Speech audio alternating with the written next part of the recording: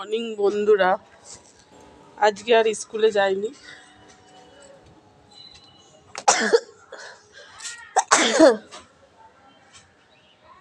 কাল থেকে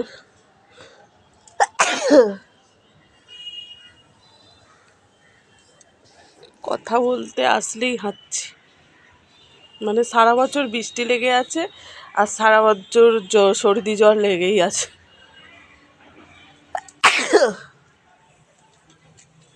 এই কদিন আগে জ্বর থেকে উঠলাম, আবার বৃষ্টি, আবার জ্বর। ছাদটা দেখুন পুরো শ্যাওলা শ্যাওলা হয়ে গেছে। আর কাল থেকে যে জামা কাপড়টা মেলা আছে আমার শাশুড়ি মায়ের, বাবার আর সময়টা মানে আমি তুলিনি বলে বাবার আর মানে তোলার সময় হয়নি। তো যাকগে, কাগজ ফুলগুলো কি সুন্দর দেখতে লাগছে না, পিঙ্ক কালার। এই যে দেখুন, পিঙ্ক কালার।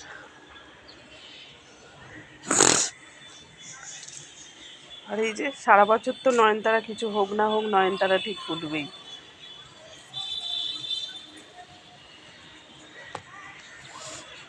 আর এই যে করবী গাছ,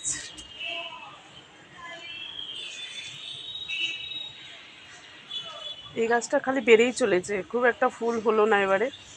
নাহলে অন্য বছর বেশ ভালো ফুল হয়, এবছর দেখছি আর ফুল হচ্ছে না, মানে একটা দুটো ফুল হয়ে ব্যাস আরও হলো না।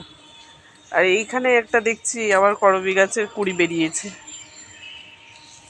এই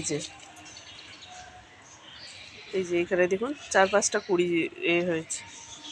জানি না কতটা ফুল আসবে না আসবে। তুলসী গাছ পুরো চারদিকে ছেয়ে গেছে, আর এই গাছের তো কিছু কথা বলারই নেই, রোজ 4-5টা করে ফুল হচ্ছে। বন্ধুরা, ফুলগুলো যাওয়ার সময় তুলে নিয়ে চলে যাব, নাহলে বৃষ্টি জলে জলে না নষ্ট হয়ে যাবে। দেখুন কাল থেকে সব জামা কাপড়গুলো মেলাই আছে, বাবার আর সময় মানে তুলবে, পান করতে ব্যস্ত। আমি গেছিলাম দুষ্টুর সাথে একটু খেলা করতে, মানে কথা বলতে গেছিলাম, তার ফাঁকে বৃষ্টি চলে এসেছে, ব্যাস আর কে তুলবে।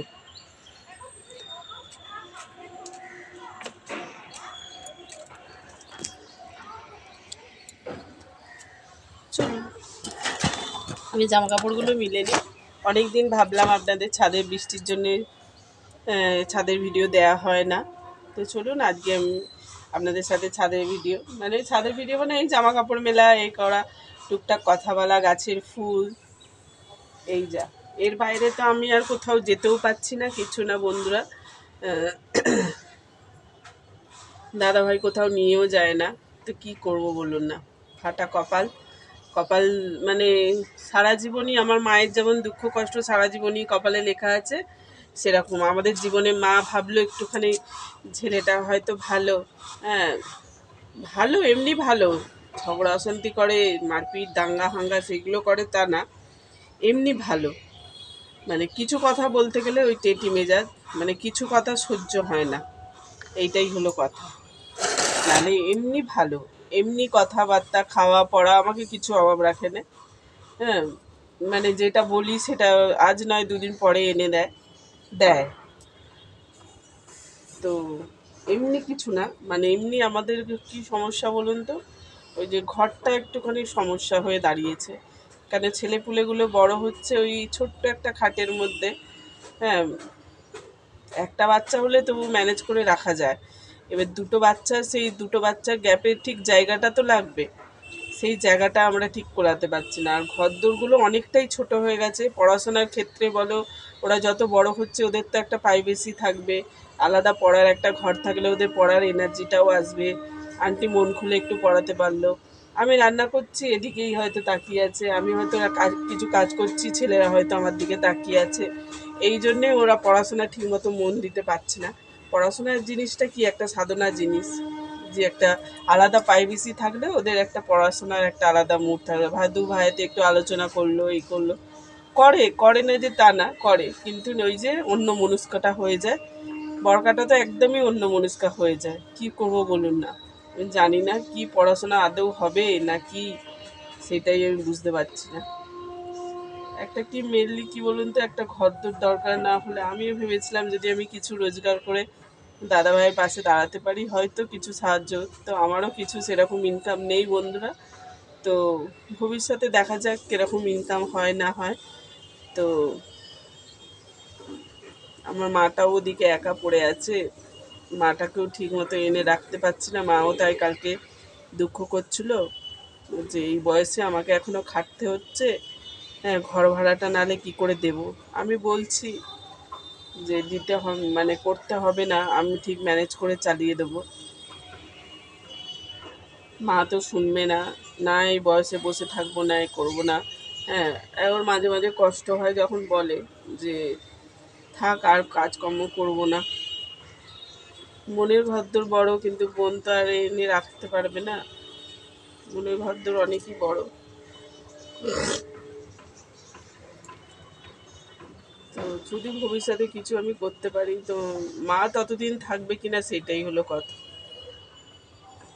মাকে তো আশা দিয়ে রেখেছিলাম যে মা আমি যদি কিছু করতে পারি তা আমি তোমাকে সুন্দর একটা ঘর বানিয়ে সেখানে রাখবো। তো মায়ের নিজস্ব ঘর বলতে গেলে শ্বশুরবাড়িতেও তাই, ঘরদোর মানে না থাকার মতো, সবাই মেরে ধুরে সব নিয়ে নিল, সব এখন আর কেউ দিতে চাইছে না, নিজের মতো করে সবাই করে নিয়েছে। সবাই পুকুরটা দেখাচ্ছে, পুকুরটা দেখাচ্ছে, পুকুরটা দেখালে কি হবে, ওরা তো এখন পুকুরটা সরছে, পুকুরটা দেখালে হয়? পুকুরে অন্য লোককে দিয়ে দিয়েছে, মাছ চাষ করছে, এই করছে, কি বলবো। নিজের লোকেরা যদি পাশে না থাকে তো পর তো আরো দূরের কথা। তো যাই হোক বন্ধুরা, চলুন আমি জামা কাপড়টা মিলে নিই। একটাই আফসোস, মাটাকে যদি একটু ঘর ধরে এনে রাখতাম, মা জীবনটা অন্তত শেষ বয়সে একটু শান্তিতে থাকতে পারত।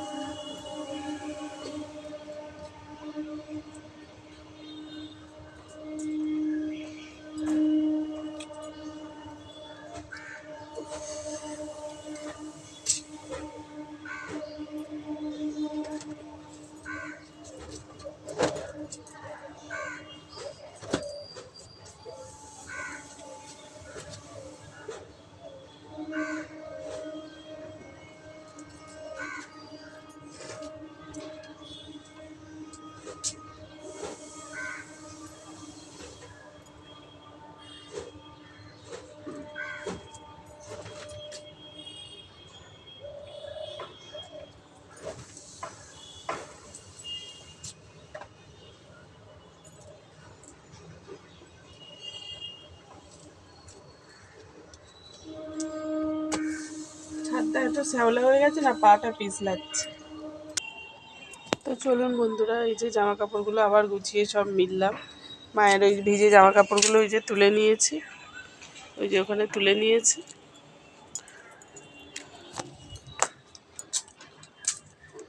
চলুন একটু ওয়েদারটা আপনাদের সাথে একটু পরিচয় করে দিই।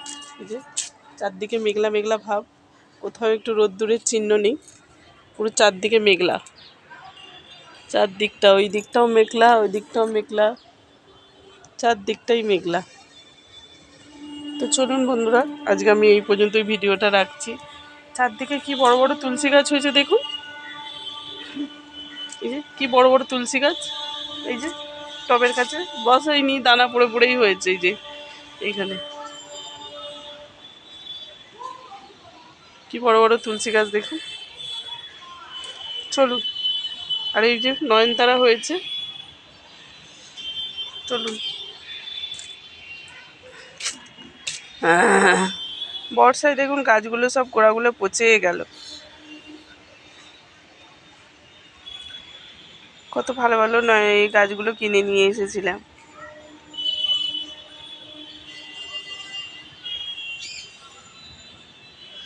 চলুন, আজকে আমি এই পর্যন্ত ভিডিওটা রাখছি, অনেকটাই লং হয়ে গেল। আর এই গাছটাই দেখুন না, একদম 5টা 6টা করে রোজ ফুল হবেই। কালকে মনে হয় একটা, দুটো, তিনটে ফুল হবে কালকে।